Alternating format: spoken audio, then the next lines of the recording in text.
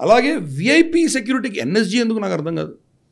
So వాళ్ళు VIP సెక్యూరిటీకి ఎన్ఎస్జీని తీసేసి మామూలు రెగ్యులర్ సిఆర్పిఎఫ్ కానీ పోలీస్ కానీ వీళ్ళే చూసుకోవాలి, వాళ్ళలో ఎలిట్ ఫోర్స్ని కావాలంటే తయారు చేసుకోండి, కానీ ఎన్ఎస్జీ అన్నది యాంటీ టెర్రర్ ఆపరేటర్గానే మనం వాడుకోవాలి అన్న దిశగా ప్రభుత్వాలు నిర్ణయం చేసినాయి. అలాగే ప్రతి అంశంలో కూడా మనం చాలా తీసుకొచ్చాం. ఇంటెలిజెన్స్లో గతంలో ఇంటెలిజెన్స్ వస్తే కనుక ఆ ఇంటెలిజెన్స్ని ఎలా దాన్ని అర్థం చేసుకోవాలి, ఎవరికి పంపించాలి, ఎందుకంటే చాలా ఇంటెలిజెన్స్ వస్తూ ఉంటుంది. వచ్చిన ప్రతి ఇంటెలిజెన్స్ని మనం పొలిటికల్ లీడర్షిప్ ఇవ్వలేము. దాన్ని ఎలా అర్థం చేసుకోవాలి, ప్యాటర్న్ ఎలా చూడాలి, ఎటువంటివి పంపించాలి, పంపించకుండా ఉన్నటువంటి వాటిని ఎలా ట్రీట్ చేయాలి, ఈ ప్రోటోకాల్స్ అని పెట్టుకున్నాం మనం. ఎస్పెషలీ మనకు అజిత్ దోవాల్ గారు వచ్చిన తర్వాత ఆయనే పెద్ద ఇంటెలిజెన్స్ మ్యాన్ కాబట్టి దీని మీద చాలా కసరత్తులు చేశారు.